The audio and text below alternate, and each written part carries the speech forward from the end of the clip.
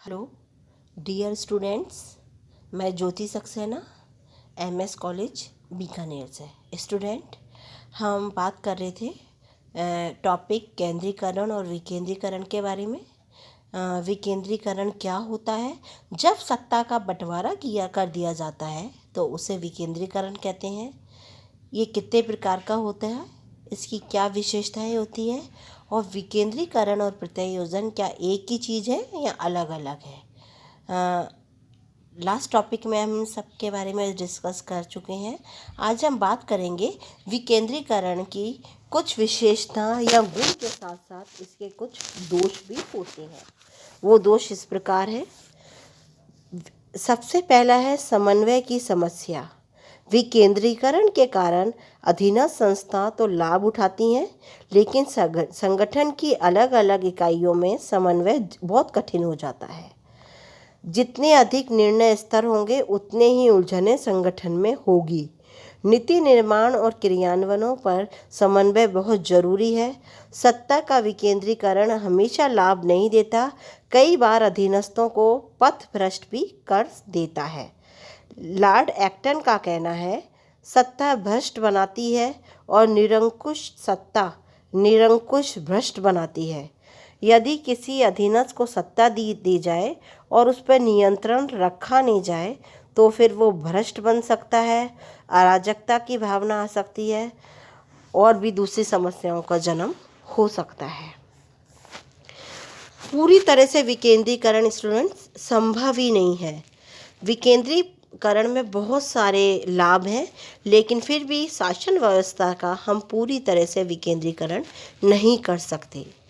रक्षा, budget, विदेशी संबंध, गुप्तचर सेवाएं, राष्ट्रीय महत्व के विषय, ये ऐसी गतिविधियां हैं जिन पे विकेंद्रीकरण यदि इनकम कर देते हैं तो बहुत ही परिणाम इसके दुष्प्रभावी हो सकते हैं। फिर नेक्स्ट है एक रूपता का अभाव। विकेंद्रीकरण के कारण सारी इकाइयां कार्य करने में स्वतंत्र हो जाती है और हर इकाई अपने तरीके से नीति, कानून और कार्यक्रम बनाती है। ऐसी स्थिति में एक ही विभाग में अलग अलग तरह के काम होने लग जाते हैं और एक रूपता की समस्या उत्पन्न हो जाती है। विकेंद्रीकरण के कारण बहुत से कार्यों में दोहराव और टकराव भी हो जाता है।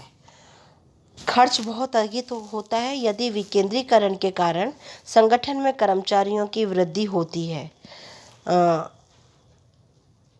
विकेंद्रीकरण की व्यवस्था में विशेषज्ञ और योग्य अधिकारियों की दोहरी व्यवस्था करनी पड़ती है।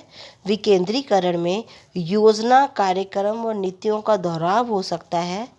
लेखांकन, बजट और नियंत्रण संबंधी प्रावधान बहुत कमज़ोर होते हैं, इसलिए बहुत ज़्यादा अपव्यय होता है और खर्चा होता है। फिर बात करते हैं स्थानीय, जो इसमें दुष्प्रभाव पड़ता है। विकेंद्रीकरण की मांग अधीनस्थों के द्वारा या स्थानीय लोगों के द्वारा की जाती है। स्थानीय लोग धर्म, जाति, वर्ग भेद, पक्षपात से ग्रसित होते हैं। भारत में पंचायती राज की स्थापना के बाद जो खराब वातावरण है उसने गांवों की परंपरागत प्रेम को खत्म कर दिया है। इसी तरह विकेंद्रीकरण के द्वारा राष्ट्रीय महत्व के मामले कमज़ोर होते जाते हैं और कम महत्व के मामले हावी होते हुए चले जाते हैं। अब हम बात करते हैं केंद्रीकरण, सेंट्रलाइजेशन। इसके बेटा केंद्रीकरण वो चीज़ होती है जिसमें सत्ता एक जगह ही इकट्ठी होती है, उसका बंटवारा नहीं होता, उसे हम केंद्रीकरण कहते हैं। केंद्रीकरण के भी कुछ गुण और कुछ दोष हैं। केंद्रीकरण के अगर हम गुणों की मेरिट की बात करते हैं तो इसका पहला गुण है एक रूपता की स्थापना होती है। केंद्रीकरण में संगठन एक प्रशासनिक एक रूपता में बंधा रहता है। सभी इकाइयां एक नेता के अधीन काम करती है। उनका व्यवहार और उन पर नियंत्रण रखना आसान हो जाता है।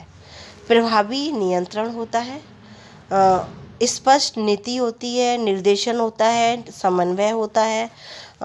इसलिए विलियम आर बेसेंट का कहना है, एकांकी व्यक्ति नियंत्रण सर्वश्रेष्ठ है यदि वह व्यक्ति इतना सक्षम है कि वो अपने कार्य की व्यवस्था कर सके।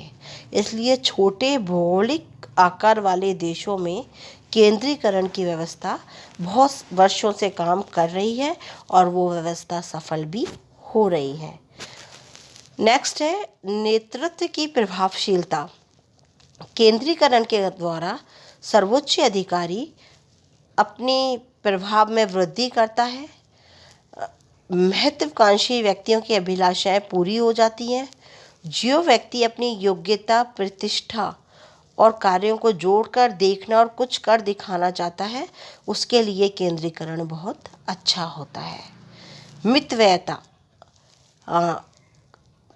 कोहन का कहना है, केंद्रीकरण से संगठनों में कर्मचारियों और संसाधनों का पूर्ण उपयोग, उनमें सामूहिकता का पुट सुनिश्चित किया जा सकता है।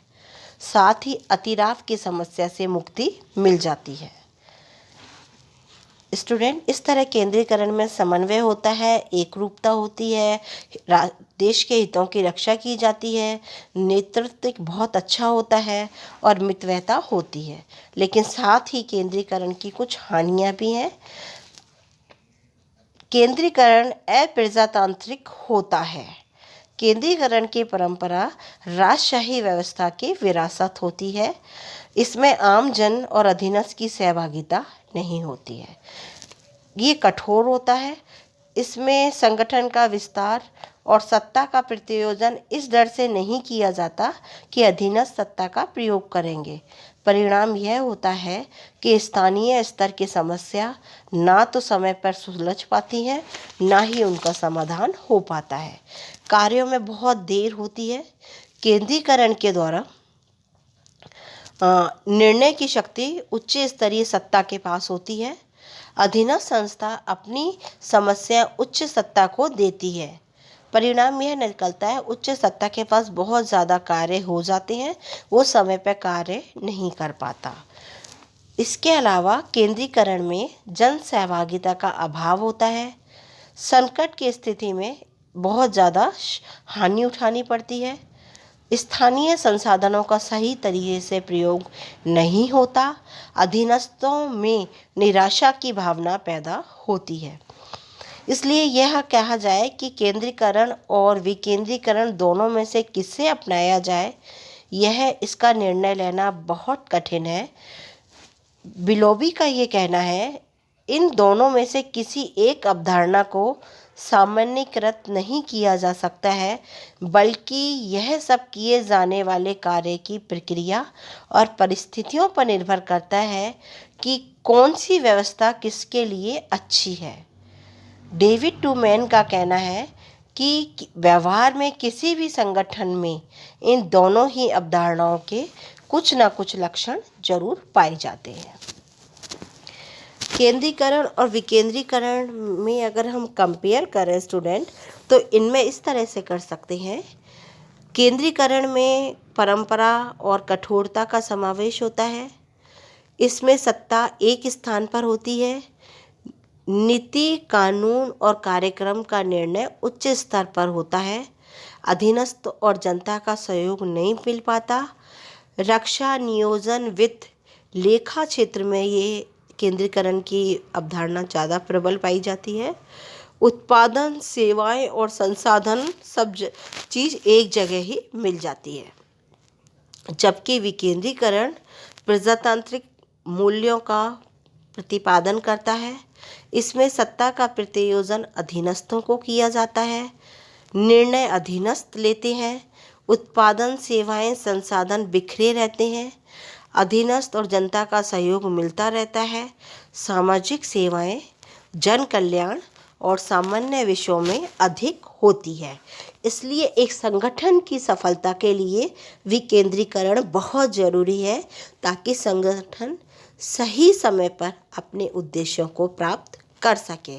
क्योंकि विकेंद्रीकरण के कारण अधीनस्थों को उससे समय समय पर सहयोग मिलता रहेगा और कार्यों में दोहराव और टकराव होने की संभावना भी नहीं रहेगी। हर विकेंद्रीकरण के द्वारा संगठन की हर इकाई को यह मालूम होगा कि उसे कब, कैसे, कहाँ और किस तरीके से कार्य करना है। उसे अपनी रिपोर्ट किसे देनी है, क्योंकि विकेंद्रीकरण के द्वारा अधीनस्थ को जब सत्ता का प्रत्योजन किया जाता है तो उसको कुछ उसके कर्तव्य भी होते हैं, क्योंकि जहाँ अधिकार दिए जाते हैं वहाँ कर्तव्यों का सुनिश्चित करना भी बहुत जरूरी होता है। साथ ही विकेंद्रीकरण के माध्यम से एक संगठन को जनता का सहयोग भी बहुत आसानी से मिल सकता है। यानी संगठन के प्रति जनता की क्या राय है, इसके बारे में विकेंद्रीकरण एक ऐसी प्रक्रिया है जिसके माध्यम से हम अच्छी तरीके से जान सकते हैं। स्टूडेंट, आपका ये टॉपिक कंप्लीट हो चुका है।